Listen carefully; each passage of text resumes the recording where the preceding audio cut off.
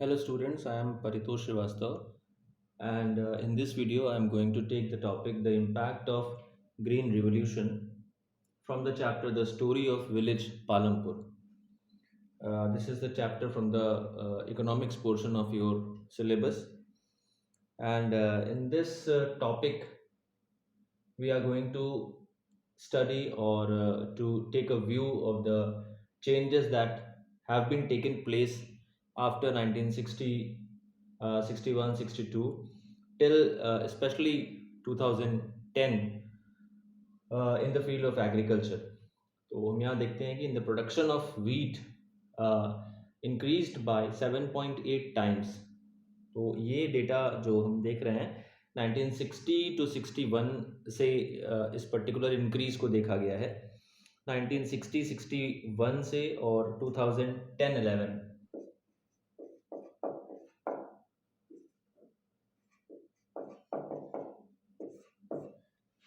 इस time period में जो इंक्रीज हुआ दैट वाज 7.8 टाइम्स. ये प्रोडक्शन में वीट के स्पेशली वीट के प्रोडक्शन में 7.8 टाइम्स का इंक्रीज देखा गया. ये है इम्पैक्ट ऑफ ग्रीन रिवोल्यूशन. यानी ग्रीन रिवोल्यूशन में क्या क्या चीज़ें थी हम एक बार इसको रिव्यू कर लेते हैं. Use of HYV seeds, irrigation methods,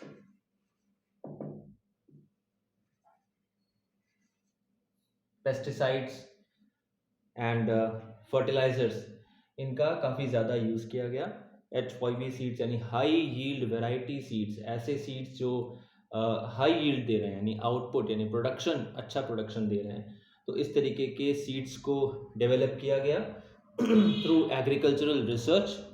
और इरिगेशन मेथड्स को ज़्यादा स्प्रेड किया गया, उसकी इम्पोर्टेंस को ज़्यादा स्प्रेड किया गया. कनेक्शन जो कैनाल्स के थ्रू कनेक्शन था, कनेक्टिविटी थी, वो सारे ज़्यादा से ज़्यादा विलेजेस में प्रोवाइड किया गया.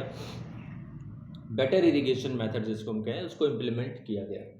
ठीक है, गवर्नमेंट की तरफ से ट्यूबवेल्स वगैरह लगवाए गए जहाँ पर लोगों ने फार्मर्स ने जो कैपेबल थे उसके, उन्होंने अपने लेवल पे उसको ट्यूबवेल्स वहाँ पे लगवाए और अच्छी इरिगेशन फैसिलिटी दी, जिससे कि एक अच्छा यील्ड यानी अच्छा आउटपुट जो फार्मर्स थे उनको मिलने लगा. तो that was total about green revolution. तो 7.8 टाइम का यहाँ पे इंक्रीज हुआ वीट में. सिमिलरली अगर हम राइस में देखें तो सेम टाइम पीरियड में 60 टू 61 और 2000 से लेके 2010-11 तक 2.75 टाइम्स का इंक्रीज देखने को मिला. राइस में बहुत ज़्यादा इंक्रीज जितना कि वीट में था 7.8 टाइम का, उतना इंक्रीज राइस में नहीं मिला, बट फिर भी काफ़ी अच्छा इंक्रीज ही रहा. टोटल फूड ग्रेन में अगर हम देखें तो पर हेक्टेयर जो यील्ड देखते हैं हम, यील्ड पर हेक्टेयर, वो इंक्रीज करी 710 kg पर हेक्टेयर से 1921 kg. तो ये एक अच्छा इंक्रीज यहाँ पे देखने को मिला. अगर हम सिर्फ वीट के बारे में बात करें तो 851 kg पर हेक्टेयर से 2938 kg पर हेक्टेयर का इंक्रीज वीट में हमें मिला है. सेम टाइम पीरियड की बात हो रही है 60-61 और 2010-11 के बीच. राइस में 1013 kg पर हेक्टेयर से 2240 kg पर हेक्टेयर. तो ये जो प्रोडक्शन था, चाहे वो वीट में रहा हो या टोटल फूड ग्रेन्स में हम बात करें या फिर राइस में देखें, तो एक अच्छा इंक्रीज देखने को मिला. और इसके पीछे जो बेसिक रीज़न था वो था एग्रीकल्चरल रिसर्च और इम्प्लीमेंटेशन के बिना ये चीज़ें पॉसिबल नहीं हो पाती. प्लान्स बहुत सारे होते हैं, टेक्नोलॉजी बहुत सारी है, रिसर्च से नई नई चीज़ें निकल के आ रही हैं, बट ग्राउंड लेवल पे उनका इम्प्लीमेंटेशन कहाँ तक हो पाता है, कैसे फार्मर्स उसमें कैपेबल हैं, कौन से ऐसे फार्मर्स हैं जो इन चीज़ों को इम्प्लीमेंट नहीं कर पा रहे हैं. तो ये आगे देखने वाली बात होती है. इसमें गवर्नमेंट की तरफ से हर पॉसिबल जो हेल्प होती है वो फार्मर्स को प्रोवाइड करी जाती है. जैसे सिटी या जो डिस्ट्रिक्ट लेवल या नियरेस्ट जो टाउन है वहाँ पे सॉइल टेस्टिंग सेंटर्स भी हैं. ऑल ओवर इंडिया एक टोल फ्री नंबर दिया गया है किसान हेल्पलाइन के फॉर्म में, तो जिससे कि जो फार्मर्स हैं वो जो उनकी क्वेरीज़ हैं, जो उनके प्रॉब्लम्स हैं, उसको डिस्कस कर सकते हैं। कौन से टाइम पीरियड में कौन सी क्रॉप लगानी सही रहेगी, या फिर किस तरीके के क्रॉप के लिए किस तरीके के fertiliser according to their soil composition, उसको देखते हुए कैसी सॉइल उनके एरिया में है और वहाँ पे कौन सी क्रॉप वो लगा सकते हैं, ये सारी इन्फॉर्मेशन उनको मिल जाती है। सॉइल टेस्टिंग सेंटर भी हैं वहाँ पे। तो ये फैसिलिटी गवर्नमेंट की तरफ से दी जाती है। छोटे छोटे लोन जो कि ये भी इकोनॉमिक्स का ही पार्ट है, डिफरेंट लोन्स भी दिए जाते हैं। ये आप डिटेल में नेक्स्ट 10th में ही पढ़ेंगे कि किस तरीके से financial support cooperative banks, cooperative societies की तरफ से नाबार्ड के थ्रू दिया जाता है, नाबार्ड की गाइडलाइंस के अकॉर्डिंगली। ठीक है, NABARD means national bank for agriculture and rural development, NABARD, NABARD, national bank for agriculture and rural development.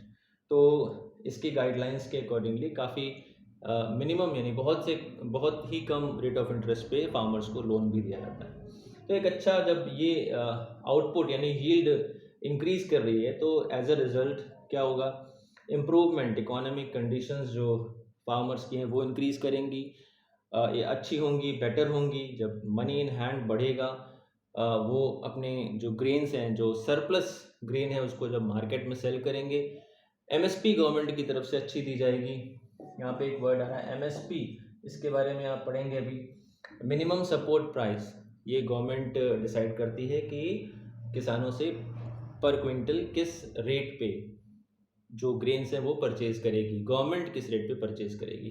फिर ये ग्रेन्स कहाँ जाते हैं, ये ग्रेन्स जाते हैं एफसीआई के गोडाउन्स और डिफरेंट एजेंसीज के पास, जहाँ से फिर ये डिस्ट्रीब्यूट होते हैं पीडीएस सिस्टम के थ्रू। ठीक है, पब्लिक डिस्ट्रीब्यूशन सिस्टम, जिसमें कि राशन शॉप वगैरह के बारे में अगर आप जानते हो तो पीडीएस सिस्टम इम्प्लीमेंटेड है हमारे यहाँ इंडिया में। तो इनके थ्रू ये डिस्ट्रीब्यूशन होता है, काफ़ी मिनिमम प्राइस पे पीडीएस सिस्टम के थ्रू ये ग्रेन्स डिस्ट्रीब्यूट होते हैं। तो अच्छा एमएसपी मिलेगा किसानों को, मिनिमम सपोर्ट प्राइस अच्छी मिलेगी, जिसपे वो गवर्नमेंट एजेंसीज को सेल कर सकते हैं अपने ग्रेन्स।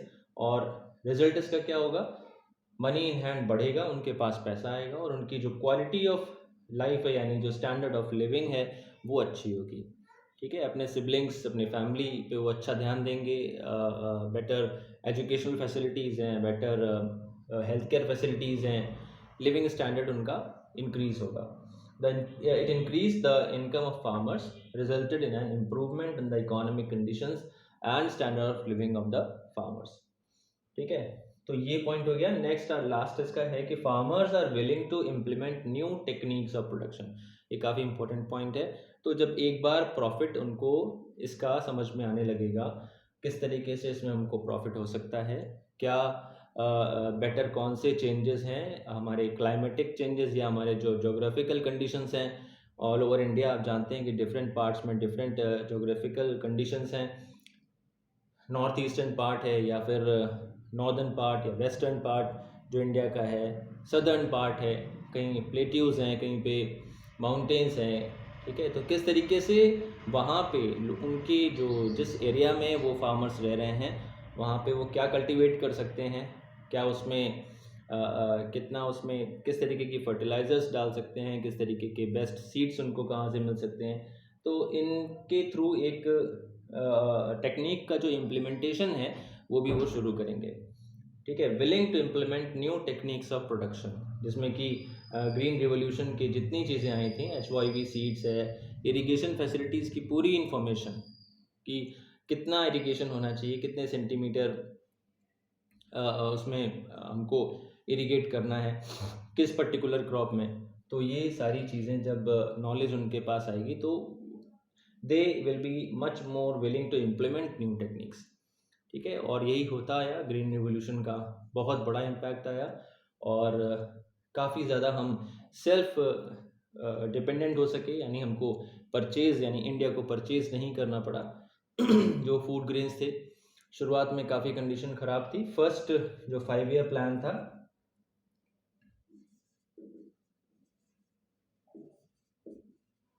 उसमें सबसे ज़्यादा फोकस किया गया एग्रीकल्चर पे। ठीक है, तो किस तरीके से हमें फूड ग्रेन्स के फील्ड में सेल्फ सफिशिएंसी गेन करनी है, और एज अ रिजल्ट फिर धीरे धीरे टाइम बढ़ता गया और फिर ग्रीन रिवोल्यूशन को हम लेकर आए, और किस तरीके से HYV सीड्स का यूज़ करना है इस पे हमने फोकस किया। तो farmers are willing to implement, now the farmers are willing to implement new techniques of production. कैसे वो ईजियर कर सकते हैं, ट्रैक्टर्स, थ्रेशर्स, जो नए इक्विपमेंट्स आ गए हैं उनको किस तरीके से यूज़ कर सकते हैं, कम टाइम ड्यूरेशन में ज़्यादा बड़े एरिया को कल्टीवेट करना, कैसे उससे बेटर आउटपुट लेना है, कौन से फर्टिलाइज़र डालनी है, ये सारी चीज़ें इंफॉर्मेशन जो ग्रीन रिवोल्यूशन के थ्रू स्प्रेड हुई ऑल ओवर द नेशन, तो उसका फ़ायदा किसानों ने उठाया है और नई टेक्निक्स को वो तेज़ी से आज भी इम्प्लीमेंट कर रहे हैं।